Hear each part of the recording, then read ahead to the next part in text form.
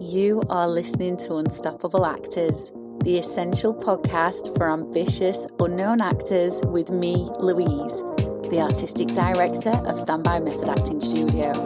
And for the last 13 years, I've been taking unknown actors with blank CVs all the way to Netflix dramas, Amazon Prime films, TV soaps, and stage plays around the world.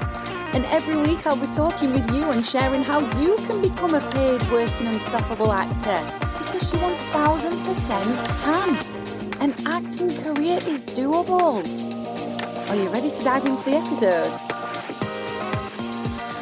Hello and welcome to another episode of Unstoppable Actors. As always, I am thrilled to pieces, or as you would say in Yorkshire where I'm from, I'm chuffed to bits that you're here, because I've got some really insightful things to share with you that I really think are going to make the biggest difference to your auditions. It doesn't matter if you haven't started auditioning yet. If you haven't, congratulations on even being here, because you are prepping for that first exciting audition, which is incredible. This shows that you're going to be an unstoppable actor. If you've been regularly auditioning but not much is happening, you're not getting very many yeses, this is going to unlock some things for you.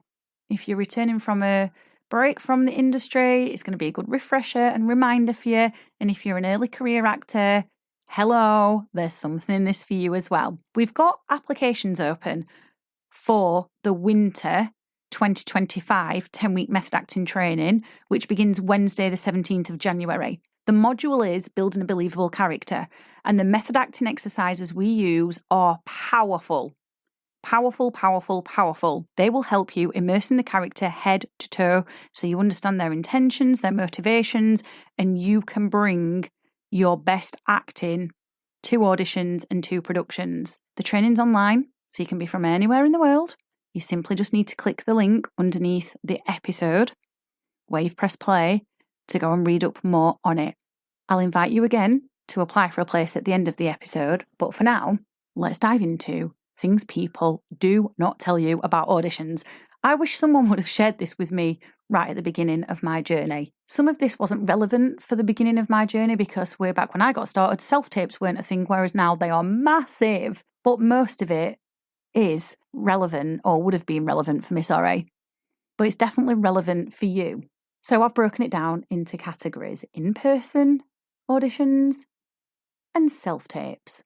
So what are the things then that people don't tell you about auditions that I feel you really need to know? In-person auditions. This is the first thing that I learned.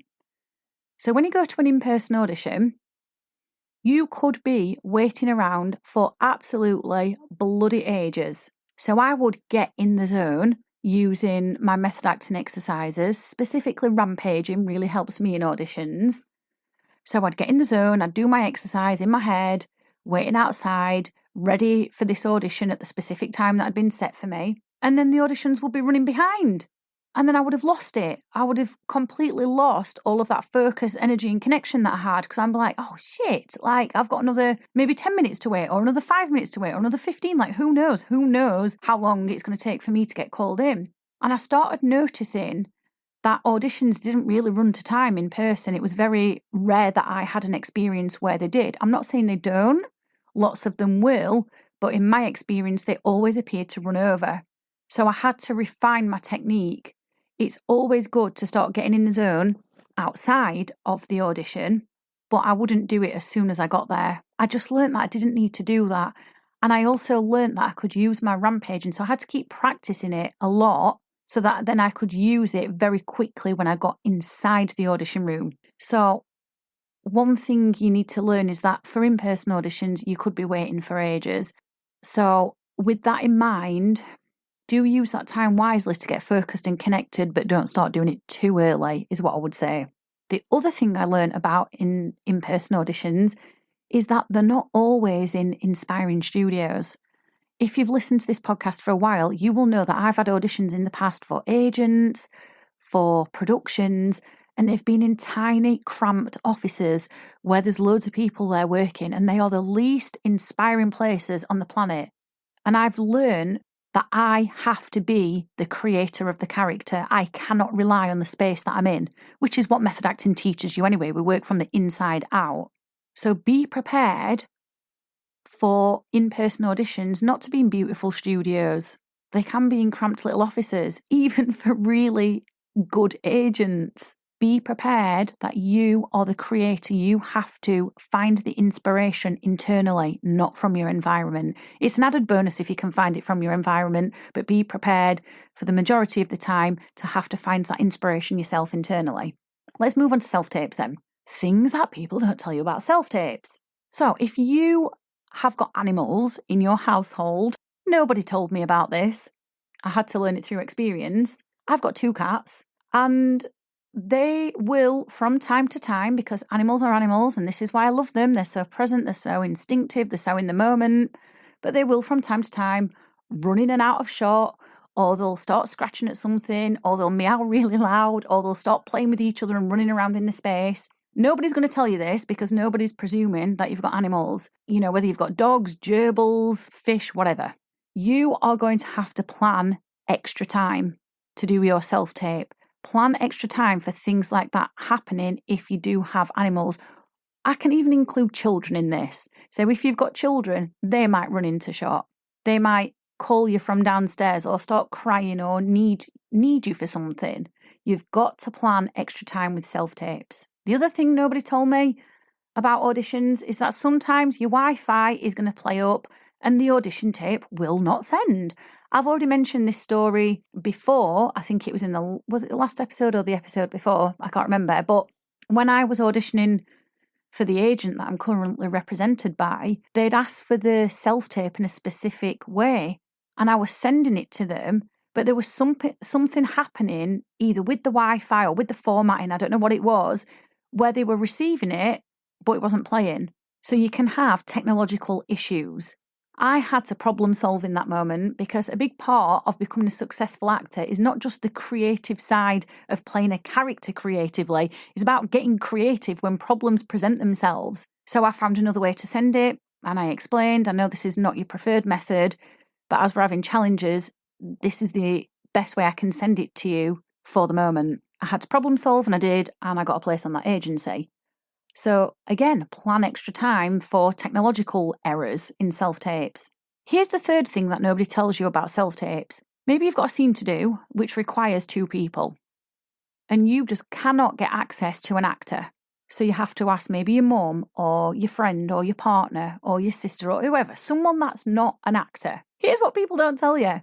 That person is going to try their hand at acting. They are going to try to put all of the feeling into it and make it sound real and emotional because they're enjoying this process, because it's not something they do in day-to-day life. And of course, they want to do their best for you. But it can become so distracting. Nobody tells you this. So you have got to tell them, you need to be quieter than me. You need to step back. It's not about your performance, unfortunately, although I'm so grateful for you facilitating me. It is actually about what I'm doing. So you need to be quieter. You don't need to give your best performance. You don't need to feel like you're auditioning yourself. Or it could be distracting because maybe they read very monotonously, but it can be very, very distracting. So you need to be prepared for that as well. Now, these are a few examples that spring to mind. They are what I've learned from my own journey as an actress. This is not an exhaustive list, but this is enough of a list to get you going with in-person auditions and self-tape auditions to feel more prepared. So let's just recap what I've shared then. You need to make extra time for things to go wrong. You need to use your strongest method acting exercises for when there's no inspiration. Mine is rampaging. I shared that with you with the in-person auditions that I do that tend to be in little cramped, tiny, uninspiring places. And you need to be prepared for distractions. When you are prepared for the worst, you can absolutely give your best. And I know that sounds very negative, but we've got to be realistic as well. So with all that in mind, I hope you feel like you've got some good little nuggets here or some good little refreshers and reminders. And I really hope you are going to absolutely smash that next or first audition, whether it be in person, whether it be online or whether it be a self-tape. And I'd love to invite you to come and apply for a place on the January 2025 10-week method acting module. It's online. You can be from anywhere in the world. we are going to be loading you up with those method acting exercises that you'll become very skilled at, that will allow you to become an easy yes for casting directors, and agents. The link is underneath the episode, or you can go to standbymethod.com, click training, and then click the 10-week method acting modules. I've loved sharing this information with you. Absolutely loved it. See you soon. I've absolutely loved hanging out with you, and I really hope you found this episode inspiring. If you have, please do rate the podcast and hit follow so you never miss an episode, and I can help more actors like you. And come and join one of the most supportive, uplifting acting communities on socials, the Unstoppable Actors Facebook group, where you'll get your weekly injection of inspiration, networking, and receive your free Method Actors handbook so you can become an unstoppable actor.